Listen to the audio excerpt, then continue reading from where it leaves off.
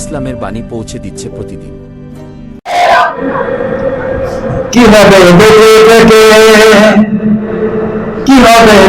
থেকে অযথা বিদ্যা শিখে যদি না করতে পারি শোষণবিহীন সমাজটাকে, কিভাবে বেঁচে থেকে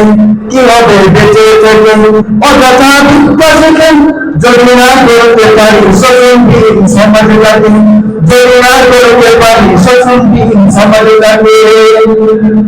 কিভাবে ছাত্র সমাজের প্রমুখে সমান কালাম যদি হয় বিদ্যালয়টা পড়ুন তাদের আবদানা, কিভাবে ছাত্র সমাজের প্রমুখে সমান কালাম যদি হয় বিদ্যালয়টা পড়ুন তাদের আবদানা। এর চেয়ে মরণ ভালো দেশে যাওয়াই ভালো, কিভাবে ধোঁকা দিলে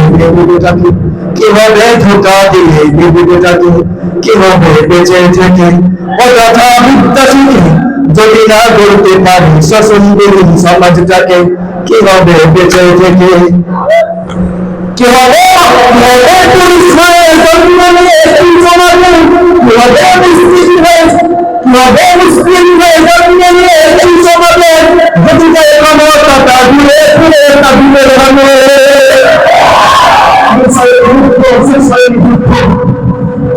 পর্যন্ত এই ক্ষমতা মুসলমানদের হাতে না আসবে ততদিন পর্যন্ত আমাদের বিপ্লব চলতে থাকবে ইনশাআল্লাহ।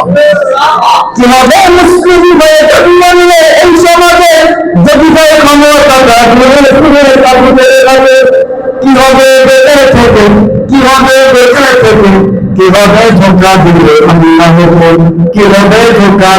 আল্লাহকে, কিভাবে বেঁচে থেকে কিভাবে সুস্বাদুর উন্নত করে দাবি করে যদি কাদিয়ানিরা নতুন চেয়ার দখল করে,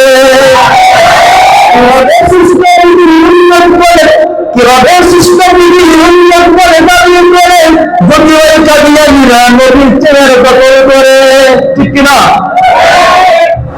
যতদিন পর্যন্ত আমার এই সোনার বাংলায় কাদেরকে মুসলিম ঘোষণা না করা হবে ততদিন পর্যন্ত আমাদের সংগ্রাম চলবে, ঠিক কিনা? আল্লাহ রাব্বুল আলামিন আমাদেরকে সেই তৌফিক দান করুন। আসসালামু আলাইকুম ওয়া রাহমাতুল্লাহ।